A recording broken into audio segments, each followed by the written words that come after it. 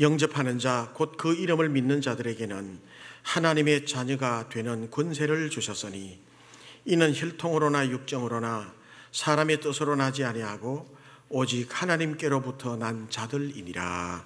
아멘. 일본의 유명한 신앙인 우찌무라 간조라고 하는 사람이 있습니다. 내천감삼이라고 하는 우찌무라 간조 선생이 미국의 나이아가라 폭포에 여행을 갔답니다. 그 장엄함, 물이 그렇게 많이 이렇게 내리는데 얼마나 아름답고 장엄하고 큰지 입이 벌어져서 다물지를 못한답니다. 그래서 나이를 잊는데요, 갔다 오면. 그래서 나이아가라, 그래 폭포인지 모르겠지만 가이드가 그렇게 얘기를 합니다. 우리 미국에는 이 같은 폭포를 소유하고 있는 위대한 국가, 이 미국을 보라 하면서 미국의 자랑을 쫙 하더랍니다. 그래서 조금 속상했던 이 우찌무라 간조 선생이 그 얘기를 가만히 다 듣고 이렇게 얘기했습니다. 우리 아버지는 훨씬 부자인데요, 이거보다 더 큰 것도 소유하고 있습니다, 얘기했습니다. 가이드가 깜짝 놀라면서 그러면 세계적으로 소문난 부자겠네요. 대간절 당신의 아버지 이름이 뭡니까? 그랬더니 하나님입니다, 얘기했답니다. 그랬더니 두 가지 반응이 일어나더래요. 한쪽에서는 아멘 하는 사람이 있는가 하면 한쪽에서는 에이 하는 사람이 있더랍니다. 여러분, 믿음의 축복은 믿는 만큼 받는 것인 줄로 믿으시길 바랍니다. 똑같이 예수를 믿고 똑같이 하나님을 섬기며 살아도 믿는 만큼 가져가요. 똑같이 믿음 생활하고 똑같이 교회 와서 예배를 드려도 믿는 만큼 내가 가져가고 내가 은혜를 누릴 수밖에 없는 것입니다. 이것은 하나의 귀한 법칙 같아요. 요한복음 1장 12절, 요한복음 1장 12절 오늘 본문의 말씀 보면 영접하는 자, 곧 그 이름을 믿는 자들에게는 하나님의 자녀가 되는 권세를 주셨으니 이렇게 말씀합니다. 우리 아버지는 많은 것을 소유하고 있고 이 세상 전부를 창조하셨고 그리고 이 세상 모든 것이 우리 아버지의 것입니다. 이렇게 고백할 수 있다고 하는 것은 자녀의 권세가 아니겠습니까? 여러분, 누구든지 예수 믿으면 하나님의 자녀가 된다고 말씀했습니다. 뿐만 아니라 하나님의 자녀가 되는 것뿐만 아니라 자녀된 권세를 누리며 살 수 있다고 분명히 말씀해 주고 있는 것입니다. 자녀의 권세가 무엇입니까? 자녀가 됐지만은 자녀의 권세를 누리지도 못하고 그냥 그런 대로 힘없이 살다가 죽어가는 사람들이 얼마나 많이 있습니까? 그런데 예수를 믿으면 누구든지 하나님의 자녀가 된다고 했고, 하나님의 자녀가 되면 하나님의 자녀가 되는 권세를, 그 권리와 의무를, 특별히 권리를 누리면서 살아갈 수 있는 존재가 되었다라고 얘기를 하는 것입니다. 여러분, 하나님의 자녀가 됐다면, 또 하나님의 자녀가 되는 권세를 누린다면 어떤 권한들이 있나요? 하나님을 아버지라고 부를 수 있잖아요. 여러분, 오늘도 교회 오셔서 예배 들어가기 전에, 예배 시작하기 전에 잠시 와서 앉아서 하나님 아버지 주여 하셨죠? 이 세상에 65억의 수많은 인생들이 살고 있지만은 다 하나님을 아버지라고 부를 수 있나요? 절대로 그럴 수는 없어요. 안 돼요. 하나님을 아버지라고 부를 수 있는 자는 예수 믿는 사람들 뿐이에요. 예수 안 믿는 사람들이 하나님을 아버지라고 부를 수 있나요? 절대로 부를 수 없습니다. 그러니 하나님을 내 아버지라고 부를 수 있는 사람은 자녀의 권세가 있는 사람입니다. 할렐루야. 오늘 여러분들 하나님을 아버지라고 부르고 주여, 주님이라고 부르셨다면 이미 자녀의 권세가 저나 여러분 우리 모두에게도 있는 줄로 믿으시기를 바랍니다. 자녀의 권세는요, 어떤 것이 있는가 하면 상속자. 그렇죠? 상속자입니다. 물려받을 수 있어요. 동산, 부동산, 모든 명예까지도 물려받을 수 있어요. 천국을 유업으로, 천국을 기업으로 물려받을 수 있는 상속자는 누구죠? 예수 믿어 하나님의 자녀된 자만이 천국 갈 수 있습니다. 수많은 사람들이 이 세상에 살고 있어도 다 천국 가나요? 절대로 그럴 수는 없죠. 죄사함 받아야 됩니다. 죄사함 받고 예수 그리스도를 그 마음속에 모시고 믿음으로 살아야 돼.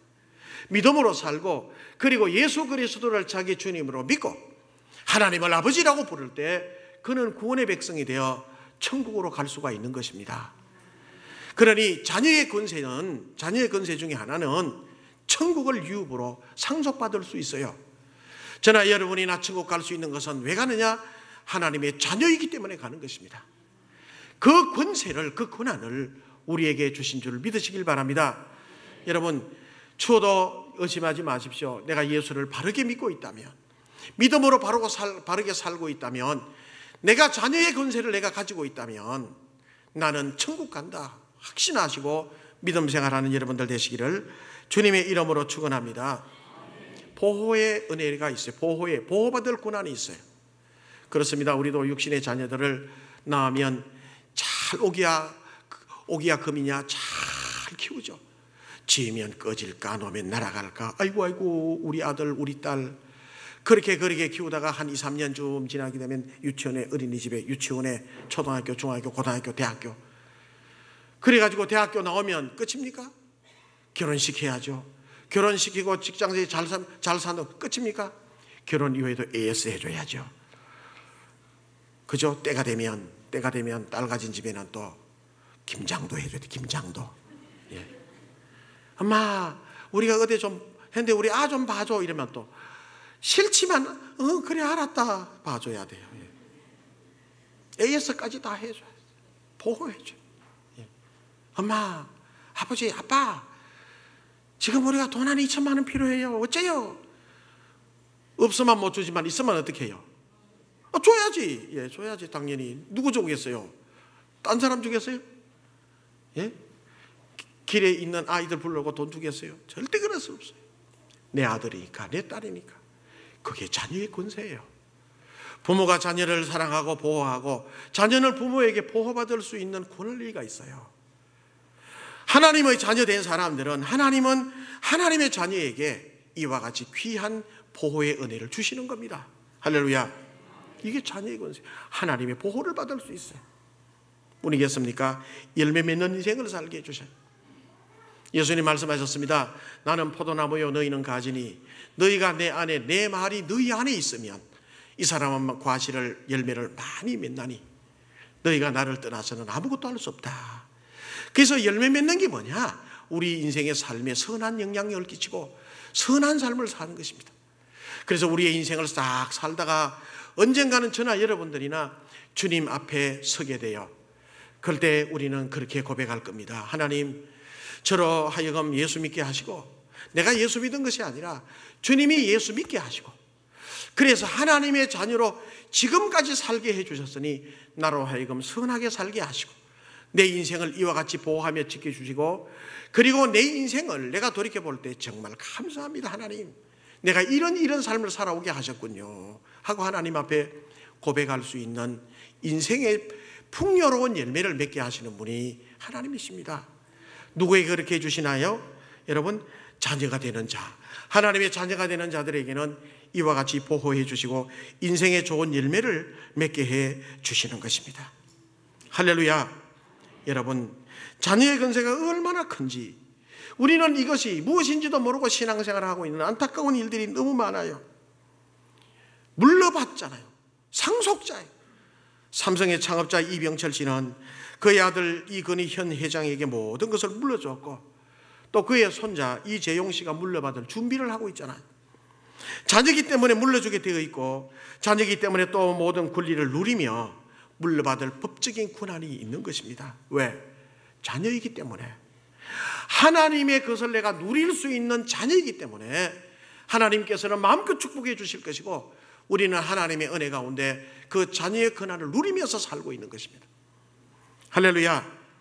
그런데 보면 성경에 보면 하나님의 자녀가 되었다라고 할 때 성경 말씀에는 우리를 하나님 앞에 어떤 자녀라고 표현해 놓고 있는가 하면 양자라고 하는 표현을 해요. 아마 이렇게 얘기하면 목사님 오늘 이상한 말씀 하시네. 아니요, 말씀이 그래요. 로마서 8장 14절 15절 보시면 로마서 8장 14절 15절입니다. 같이 한번 찬찬히 한번 읽어보시겠습니다. 시작. 무릇 하나님의 영으로 인도함을 받는 사람은 곧 하나님의 아들이라. 너희는 다시 무서워하는 우리가 아빠 아버지라 부르짖느니라. 다시는 무서운 종의 영을 받지 않아요. 멸망하는 종의 영을 받지 않아요. 이제는 반면에 뭘 받았어요? 우리가 뭘 받았어요? 양자의 영을 받았다. 양자의 영을.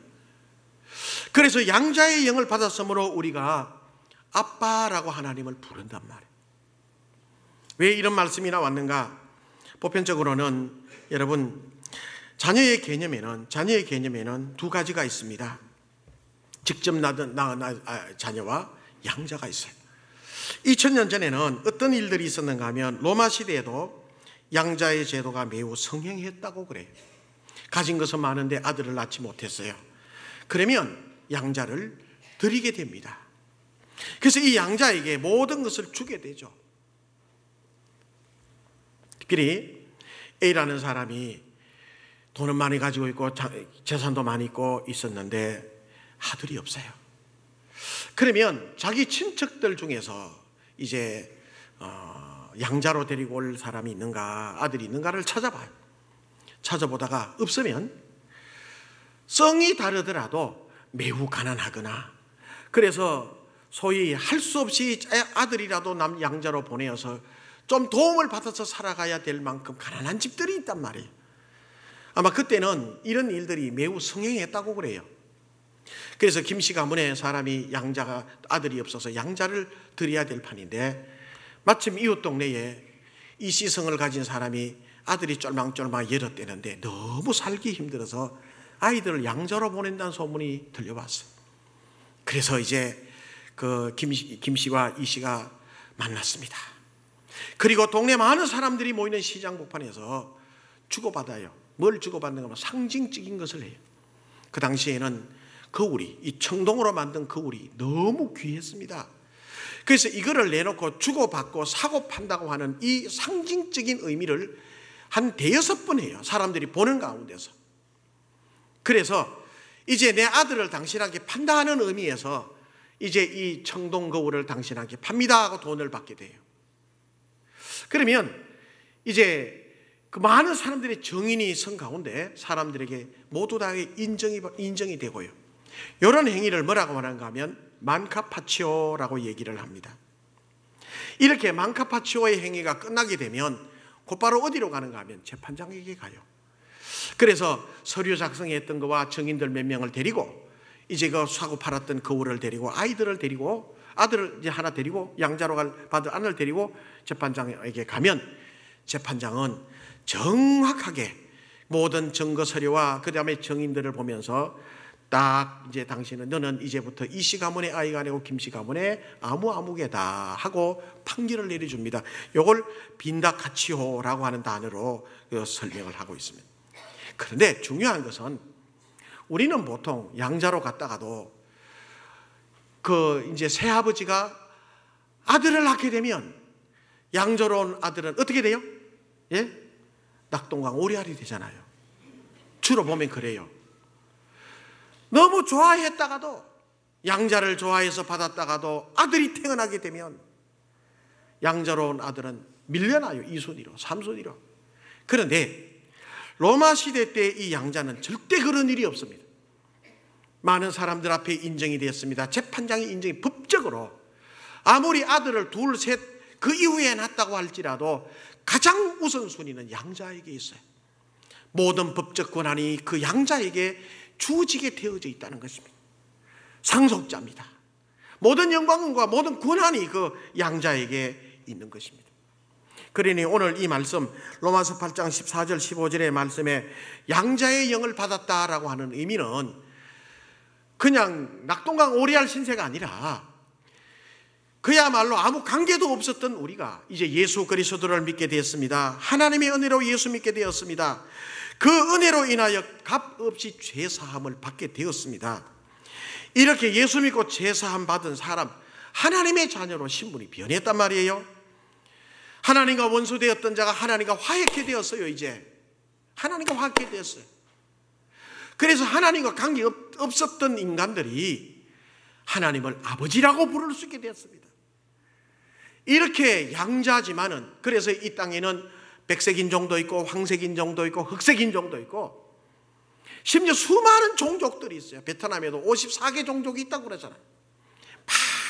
많은 종족들과 족속들이 살고 있지만 누구든지 예수 그리스도의 십자가의 은혜를 마음속에 받아들이고 예수님의 십자가 피공로를 내가 믿으면 그는 하나님의 자녀가 되는데, 그 자녀는 양자라고 하는 것입니다.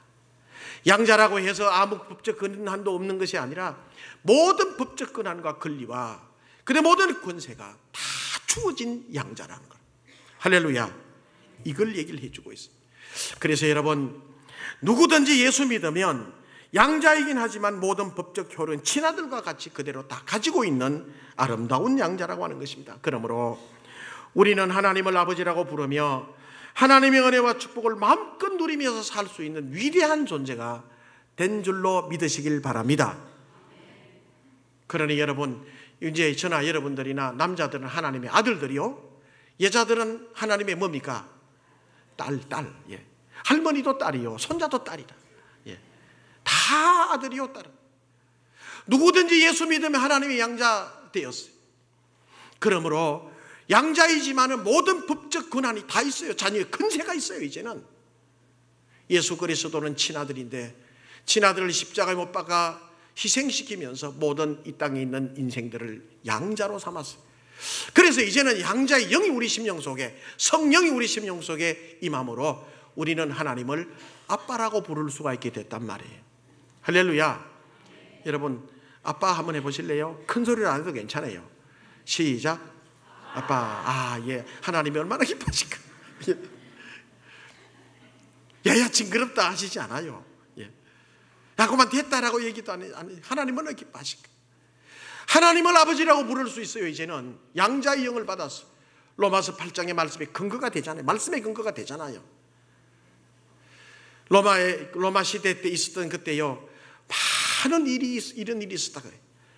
정신병자 황제 네로도 양자로 들어갔다가 황제가 된 사람이에요. 클라우디우스 황제, 다 양자가 되었다가 황제가 된 사람들이, 이 사람들이 그런 일들이 많았어요. 그러니 여러분, 우리 개념의 양자와 다르게 모든 법적인 권한과 권세를 다 가질 수 있는 양자가 바로 예수 믿어 하나님의 자녀된 성도들이 그러한 하나님의 아들과 딸이 된 줄로 믿으시길 바랍니다. 할렐루야. 자, 여러분, 이제 이것을 누리면서 살아야 돼. 누리면서 살아야 돼요. 누리면서 사시길 바랍니다. 그런데 아멘은 했지만은 아마 여러분들, 제가 쭉 양자에 대한, 아들 근세에 대한 얘기를 쭉 설명해 나가는데 고개 그때 그런 일이 있었는데 2000년 전에는 그래서 양자칼은 값다. 자, 그런데 이게 내 마음에 와닿아야 되는데 그렇지 않아요? 내가 듣고 내 마음에 와닿아야 내게 되고 내가 은혜가 되는데 그 과정이 힘들어요. 왜 우리가 자녀인데 자녀의 권세를 누리지 못하고 사는가? 그래서 이런 설명을 들으면서도 그게 내게 안 되는 게 이게 안타까운 현실 아닌가요? 왜 그래요? 여러분, 자기의 과거의 생활이 우리의 발목을 잡아요. 사람은요, 성장 배경이 다 있고 삶의 자리가 있어요. 세상에서 세상 가치관으로 살고 그러다가 교회 들어오게 돼요. 예수 믿게 돼요. 그러면 세상 것 다 끊어버리고 이제는 성도로서 살아가야 되는데 여러분, 그게 쉽습니까? 솔직히 얘기해 봐요. 그게 쉬워요? 예배 드릴 때는 정말 은혜가 되면 야, 나도 그렇게 살아야 되겠다. 아멘. 나도 열심히 주님 앞에 믿음으로 살아야 되겠다고 다짐하면서 한 일주일 지나가면 다 사그라지고, 아니 일주일까지 갈 것도 없어. 교회 나가면서 다 잊어버려. 교회 나가면서 성도들하고 다퉈요. 여러분, 누구든지 사람은 자기의 성장의 배경이 있어요. 신문에 보니까요, 오래전 신문에 보니까 유명한 절도범 다 아는 사람입니다. 신아무개, 유명한 절도범, 대도라고 그러더만. 이 사람이요, 감옥에 들어갔어요. 감옥에 들어가서 예수를 믿게 되었어요. 정말 새 사람이 됐다고 그랬어요. 신문에도 여러 번 나오더만. 그러더니 예수 믿는 여자와 함께 결혼을 했어요.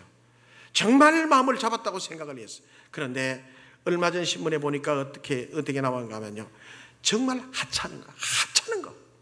나무 집에 검은 빵이 있더라. 하찮은 거 훔치다가 다시 들어가 버리고 말더라.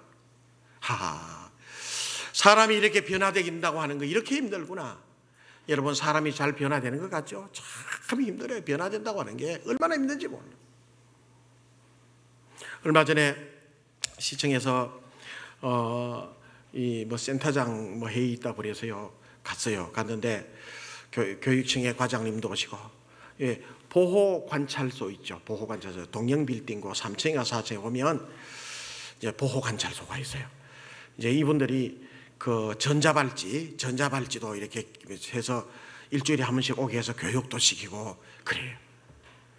그래 이제 이런저런 얘기하고 아이들 교육 얘기하고 상주시를 위해서 이런저런 얘기하는데요. 관점이 다르죠. 그분들과 제가 보는 관점이 다르죠. 근데 이 보호관찰소에 있는 과장님이 그런 얘기 하더라고요. 아무리 얘기해도요, 사람이 좋아지지 않더라고요. 이런 얘기를 하더라고요. 이거 당연하지. 제가 그래서 사람이 그래 쉽게 바뀌는 줄 아냐고. 보호관찰소에서 그래 몇 달, 5개월, 6개월 혹은 한 1년 동안 교육시키고 한다고 사람이 바뀌는 줄 아냐고. 자기의 형기를 채우기까지는, 집행유예면 집행유예 형기를 채우기까지만 잘 듣는 듯 하지만은 끝나고 나면 도루묵인데 안 변합니다. 그랬더니 모두 다 이렇게 눈을 둥그러서 봐요. 한 가지 변하는 방법이 있어요. 예수 믿으면 변한다고. 그랬더니 이러더라고요. 예. 그래요. 여러분, 제가 왜 이런 얘기를 하는가 하면 사람의 본성이 참 바뀌기 힘들어요. 예수 믿고 살아간다고 하는데 가만히 보면 어느 날인가 옛날 습성들이 자꾸 설금설금 나온단 말이에요. 말에서 또 먹는 음식에서. 그래서 내가 이 교회에서는 집사인데 그런데 밖에 나가서 삶이 이렇게 보면 이중적인 자기 모습을 보게 되고 절망하게 돼요.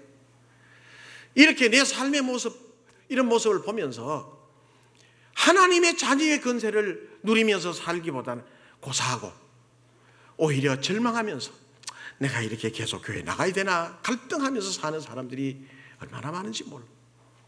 과거에 여러분, 우리의 삶의 모든 모습들이 비교적, 그러나 어릴 때부터 신앙교육을 잘 받고 어릴 때부터 교회를 잘 나와 가치관이 이미 교회에서 내가 믿음 생활하고 주일날은, 그리고 수요 예배는 하나님 앞에 기도하며 새벽에는 기도를 하고 이렇게 산다고 생각하며 다 가치관이 되어 있고 하는 분들은 좀 다르겠죠.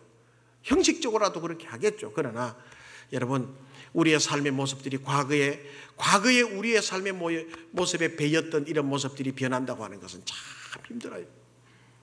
이런 것들이 우리가 하나님의 자녀의 삶을 살아가는데 발목을 잡는 경우들이 얼마나 많은지 뿐이겠습니까? 현재의 삶을 사는데도 그래요. 교회 나오면 좀 달라지겠거니 생각했는데 무슨 일이 있으면 금세 넘어가 버려요. 현재의 모든 삶이. 그래서 사도 바울은 그렇게 고백합니다. 오호라, 나는 공고한 자로다. 이 사망의 몸에서 누가 나를 건져내랴. 여러분, 그럴 수밖에 없어요. 우리가 예수 믿어 하나님의 자녀가 됐습니다. 그러나 아직까지 완성된 하나님의 구원은 아니잖아요.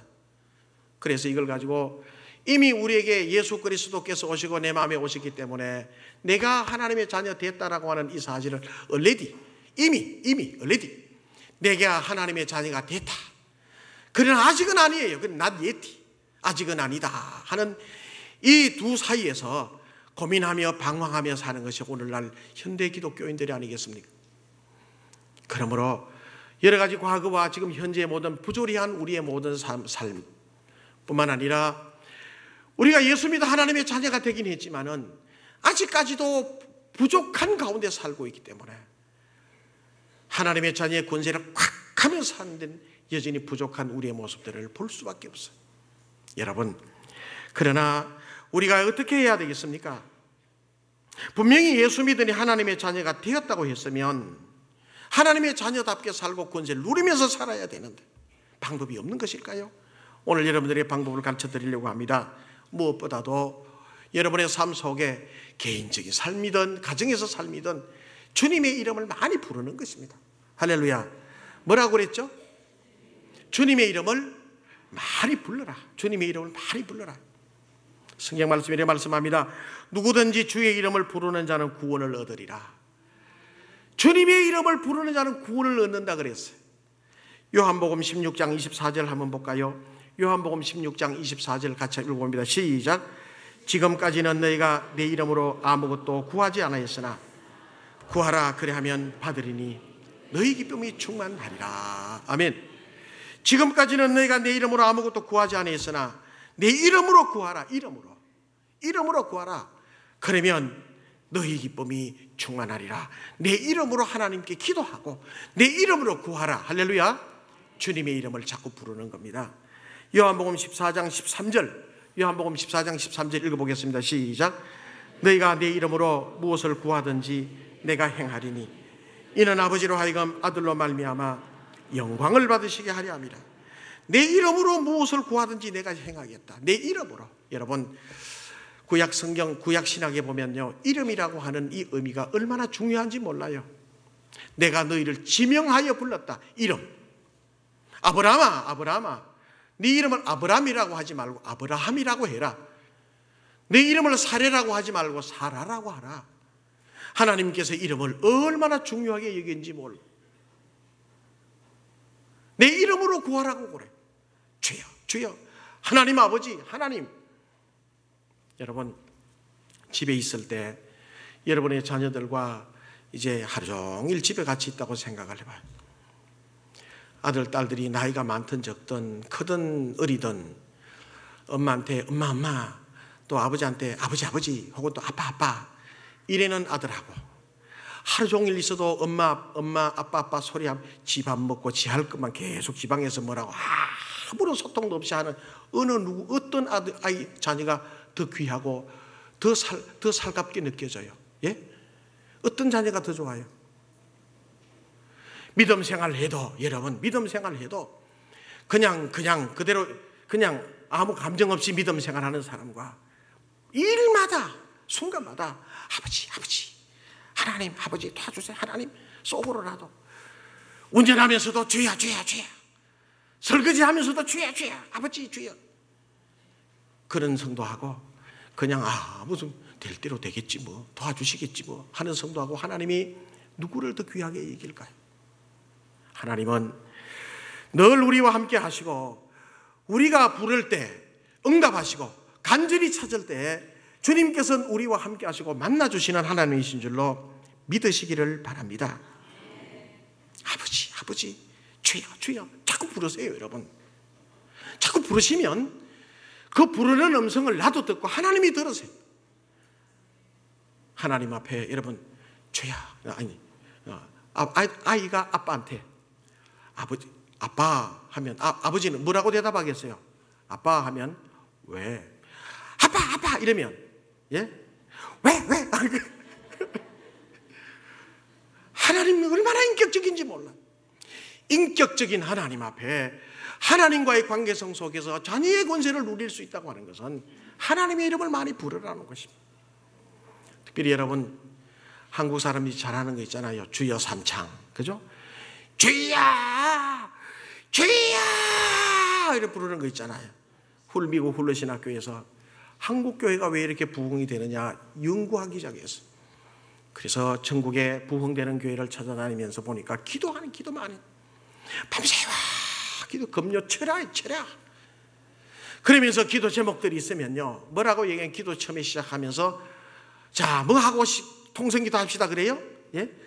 주여 삼창, 그것도 저는 주여 두 번만 합시다라고 얘기하는 주여 삼창, 주여. 그러면 어떤 사람은 그러죠. 하나님 기먹었을까 봐. 아니요, 필요해요. 그래서 홀레신학교에서 박사들과 교수들과 학생들이 쫙 조사해왔는데 한국 교회는 기도만 하는 교회다. 금식하며 기도하더라. 그 중에도 주의 삼창, 주여 삼창이 가장 귀하더라.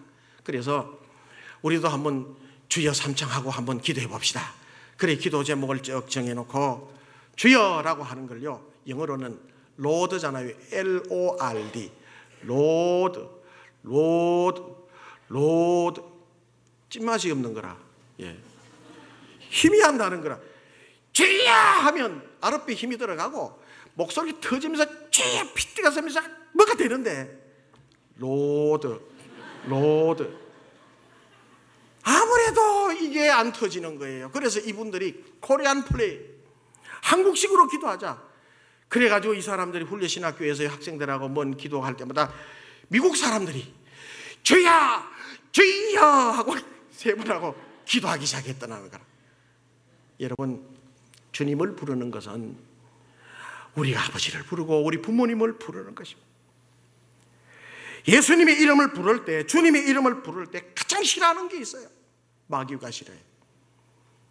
귀신 들린 사람을요 불러놓고 붙들어 놓고 주여라고 해보라고 했어요.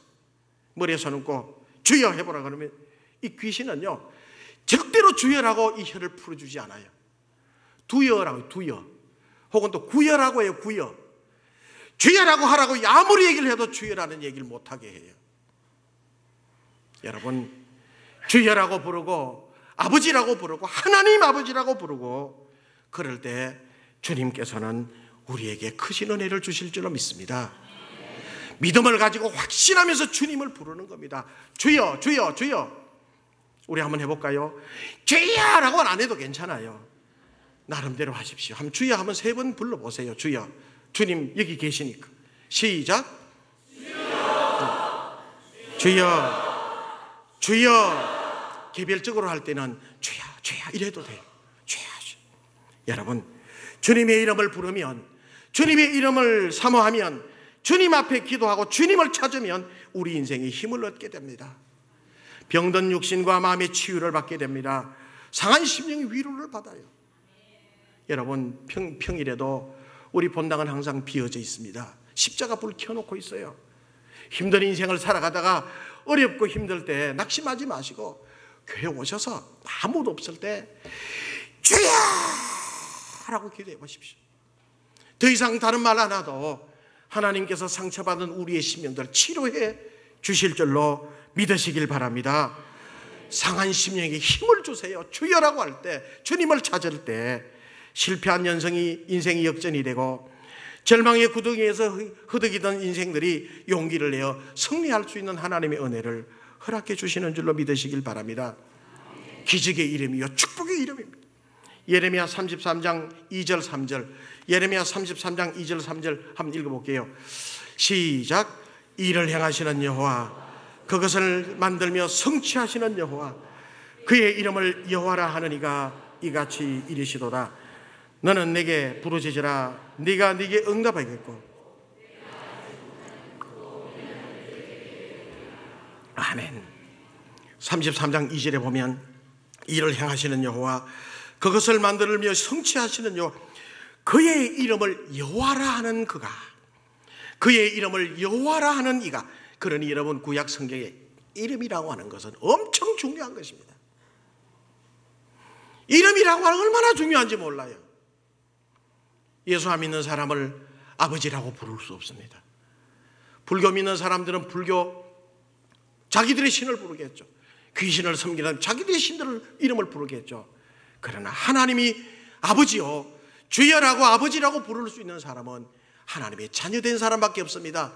그 이름을 부르고 그 이름을 찾고 그 이름을 붙잡는 것입니다. 여러분, 자녀의 건세를 누리면서 살아야 되지 않겠어요? 자녀의 건세를 받으면서 우리가 법적인 권한을 찾으면서 권리를 하며 살아가요. 주여라고 기도하시면 주님 부르면서 살아가시길 주님의 이름으로 축원합니다. 자꾸 불러요. 아시겠죠? 예? 자꾸 불러요. 이따가 나가시다가 이래 보시면 자꾸 불러요. 주님이라고 자꾸 불러라. 그러면서 하나님을 바라보면서 자녀의 건세를 해가면서 사세요. 그러면서요, 그리스도인의 복된 자녀다운 삶을 사는 것입니다. 믿음의 삶을 살고 믿음으로 사랑하고, 과거에는 예수를 믿기 전에는 내가 어둠이었더니 이제는 빛의 자녀가 되었잖아요.